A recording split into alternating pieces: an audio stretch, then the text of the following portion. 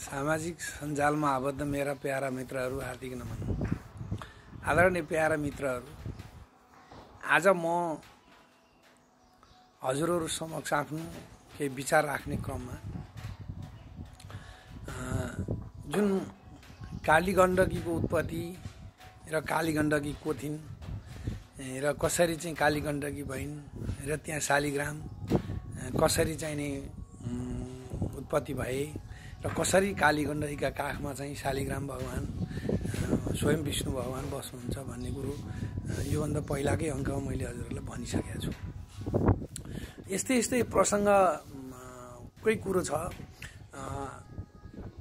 म 144 वर्षपछि सम्पन्न भएको प्रयागराज महाकुम्भमा भाग लिन जाँदाखेरि एउटा दृश्य देखेँ। त्यहाँ सङ्गममा जाँदाखेरि गङ्गा जमुना सरस्वती नदीको चाहिँ नि सङ्गम रहेछ। त्यो सङ्गममा गङ्गा र जमुना गङ्गाहरू दुई तर्फबाट आएर चाहिँ नि मिलेर सङ्गम बन्नु भएको छ। जुन सरस्वती नदीको जुन भाग छ, गङ्गाको भाग छ, त्यो खाली बगरको रूपमा छ रहेछ। अनि यो किन कसरी भन्ने कुरो अलिकति मलाई जिज्ञासा पनि लाग्यो। अब अलिअलि त बुझेको थिएँ, तैपनि मैले त्यति राम्रोसँग बुझ्न पाएको थिएन। त्यहाँ गएर चाहिँ अलिकति बुझ्ने सौभाग्य प्राप्त गरेँ। त्यो चाहिँ के रहेछ भनेदेखि आदरणीय साथीहरू, आफ्नो अन्जानले आफ्नो चाहिँ नि विवेक नपुग्दाखेरि कुनै पनि गल्ती गरेर आफ्नो विवेकको चक्षु जुन खुलिसकेपछि त्यसमा अलिकति चाहिँ नि पछुतो दर्शाएर त्यसमा आत्मआलोचना गरेर अगाडि बढ्दाखेरि मान्छे होस्, भगवान होस्, कुनै पनि प्राणी होस्, कति सफलता हासिल गर्न सक्छ। र स्वयं भगवानको अंश भएर पनि, स्वयं भगवानको माता भएर पनि अलिकति आफ्नो अज्ञानता बढी देखाएर आफूले अरूलाई गर्नुपर्ने ख्याल र कदर नगर्दाखेरि कस्तो परिणाम भोग्नु पर्ने रहेछ भन्ने कुरो त्यहाँबाट चाहिँ नि केही जानकारी प्राप्त भयो, ज्ञान प्राप्त हो।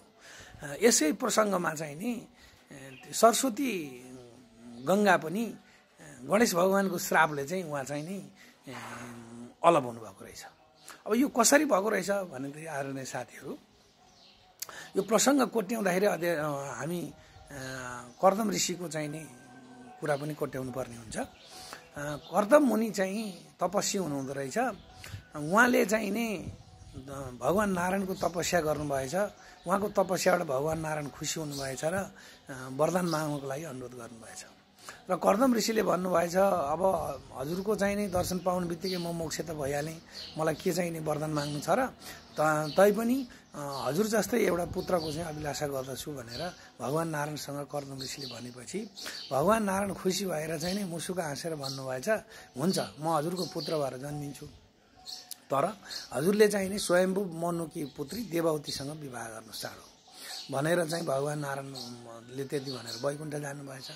त्यसपछि अब त्यसै प्रसङ्गमा त्यही प्रभावले होला एक दिन स्वयम्भू मनुलाई चाहिँ नि आफ्नै पुत्री देवहूति चाहिँ कर्दम ऋषिलाई विवाह गरेर दिन मन लागेछ र कर्दम ऋषिको आश्रममा गएर अनुरोध गर्नुभएछ।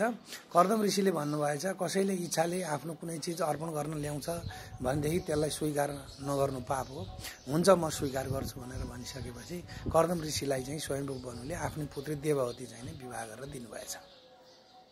दिइसकेपछि कर्दम ऋषिसँग विवाह गरेपछि देवहूतिको गर्भबाट स्वयं भगवान नारायण चाहिँ कपिलदेव मुनिका रूपमा चाहिँ नि कर्दम ऋषिको पुत्रका रूपमा चाहिँ जन्म लिनुभएछ।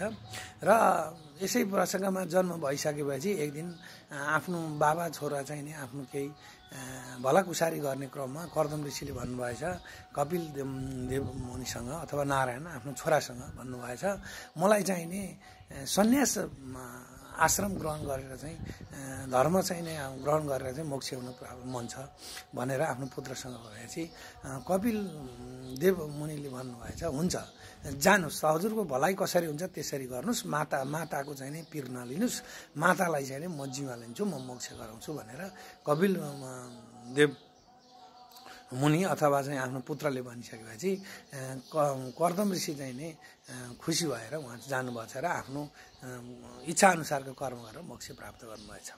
जब अब उता पिता गएर मोक्ष प्राप्त गर्नुभयो, अब मातारीलाई जिम्मा लिनु भएको छ कपिल मुनिले, अनि उहाँले चाहिँ नि उहाँसँग चाहिँ नि उहाँ मातारीले चाहिँ रहन्छ अब कस्तो चाहिँ गरियो भने चाहिँ मोक्ष प्राप्त गर्न सकिन्छ, कस्तो ज्ञान प्राप्त गर्यो भने भगवान्लाई प्राप्त गर्न सकिन्छ, हरिको दर्शन गर्न सकिन्छ, हरिको उसमा चाहिँ जान सकिन्छ र मुक्ति हुन पाइन्छ भनेर त्यस्तै प्रश्नहरू चाहिँ आफ्नो पुत्रसँग राखेपछि कपिलदेव मुनिले चाहिँ नि देवहूतिलाई चाहिँ भन्नुभएछ सत्व रज तम यी सबै क्रमशः चाहिँ नि ग्रहण गरेर अनुभव गरेर त्याग्दै त्याग्दै त्याग्दै त्याग्दै त्याग्दै गएर जब सबै चाहिँ नि आफ्नो जन्म कसरी हुन्छ, मरण कसरी हुन्छ, गर्भमा कसरी हुन्छ, इन्द्रियहरू के हुन्, 10 इन्द्रियहरू के हुन् हैन, यो चाहिँ नि सत्वगुण के हो, रजगुण के हो, तमगुण के हो, यी कार्यहरू के हुन्, यी सबै कुराको चाहिँ नि ज्ञान प्राप्त भइसकेपछि विकार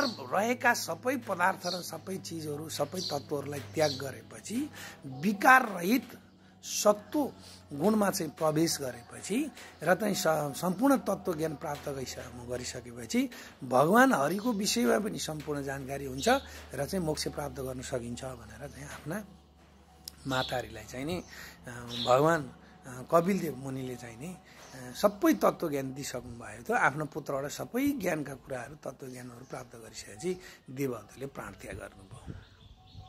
प्राणत्याग गरेपछि उहाँले चाहिँ नि जुन भगवान श्री हरि अथवा चाहिँ आफ्नो पुत्र कपिल मुनिका चाहिँ नि उसबाट वचनबाट जुन लिएको तत्त्व ज्ञानको प्रभावले चाहिँ उहाँ सरस्वती गङ्गा भएर बग्नुभएछ। त्यसरी आफ्नो मातारी चाहिँ सरस्वती गङ्गा भएर बगिसकेपछि आफ्नो माताको मोक्षका सम्पूर्ण कार्यहरू गरेर कपिलदेव अथवा नारायण भगवान चाहिँ सम्पूर्ण कार्यहरू सकेर उहाँ चाहिँ नि तपस्या गर्नको लागि चाहिँ नि जानुभएछ।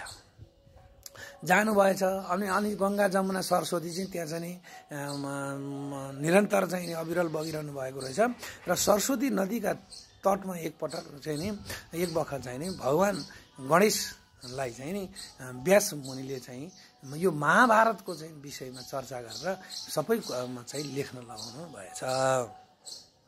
अनि लेख्ने क्रममा चाहिँ नि सरस्वती गङ्गाको चाहिँ जुन सुस्केरा थियो उहाँको चाहिँ नि उसले वेगले गर्दाखेरि गणेश भगवानलाई चाहिँ आफ्नो कार्यमा केही बाधा पर्नु भएछ, व्यवधान भएछ।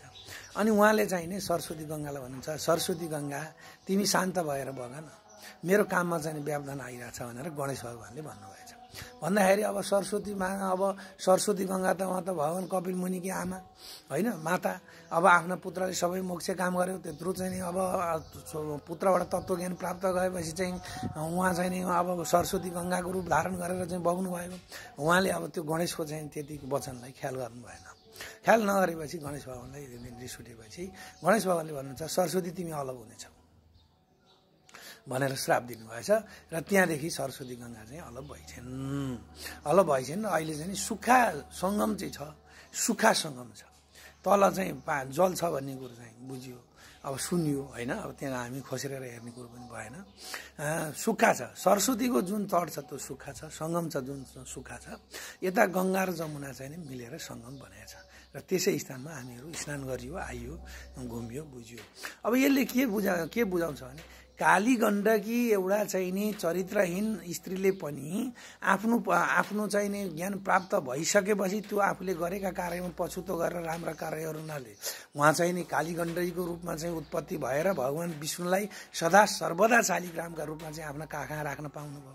अब यता उहाँ नै भगवान जुन नारायणकै महातारी चाहिँ नि देवहूति चाहिँ त्यसरी सरस्वती गङ्गा भएर पनि एउटा गणेशजीको सानो चाहिँ नि आदर भाव कुरालाई स्वीकार नगर्दाखेरि उहाँले चाहिँ नि अलग भएर पतन, उहाँको अस्तित्व त छ तर छन् त छ नि, के छ त्यो थाहा छैन। त्यस कारणले हामीले पनि आफूमा भएको शक्तिलाई दुरुपयोग गरेर घमण्ड गरेर अरूको अनादर गर्नु भनेको ठुलो अपराध रहेछ र त्यसको पनि चाहिँ हामीले अनादरको चाहिँ नि फल पनि भोग्नु पर्ने रहेछ। त्यस कारणले हामीले सबैलाई सकेसम्म आदरभाव गरौँ, सम्मान गरौँ र सम्मानित भएर बाँचेर हामी पनि यो संसारबाट बिदा हुन सक्यौँ भने पक्कै पनि राम्रो स्थानमा पुगिन्छ भन्ने चाहिँ एउटा ज्ञान प्राप्त भएकोले हजुरहरूसँग राखेको छु। अरू फेरि प्राप्त भएमा आउने नै छु। अहिले बिदा हुन चाहन्छु। हवस्, नमस्कार।